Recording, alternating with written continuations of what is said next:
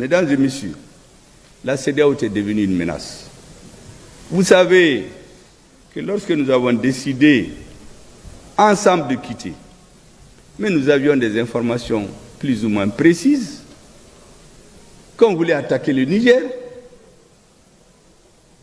sous le couvert de la CEDEAO, c'est des forces des pays extra-africains qui ont vu utiliser la CEDEAO comme un cheval de Troie pour renverser un régime dans un pays de l'AES.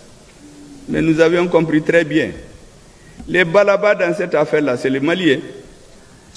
Quand on va finir avec les balas là, si le Niger tombait, le tour c'est le Burkina. Après, ils vont se concentrer sur le Mali. Mais ce qu'ils ont oublié, les époques ont changé.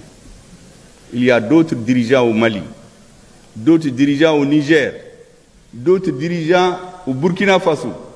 Et nous avons fait, contre l'attente de tous ces messieurs-là, une alliance militaire où nous avons été clairs.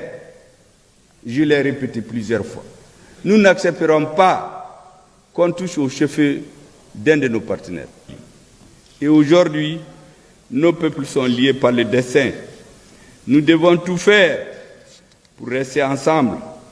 Nous avons d'ailleurs pas le choix en ce qui concerne les dirigeants.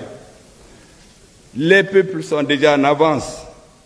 Mesdames et messieurs, c'est face à cette situation que le capitaine Ibrahim Traoré du Burkina Faso, le colonel Assimi Goïta du Mali, le général Abdourahmane Tchani ont respectivement intervenu le 16 janvier. Ce qu'on aura constaté, c'est le fil conducteur.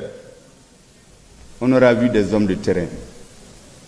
Ils ne sont pas venus faire de la théorie. Tous des hommes de terrain. Tous ont vu, ont vécu dans leur chair et dans leur âme les actes de trahison, les doubles jeux dont ont souffert nos armées. Ils ont dit ce qu'ils pensent. Il appartient aux intellectuels de nos pays, à la jeunesse, aux universitaires, aux politiques, de théoriser ce qu'ils ont dit.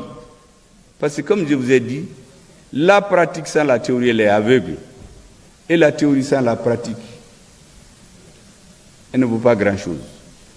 Pour l'intérêt des peuples africains, il nous faut conceptualiser ce qui est en train de se faire. Ils nous ont montré le chemin.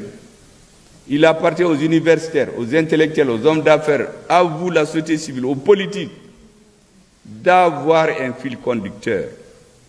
Nous ne voulons plus jamais que quelqu'un vienne.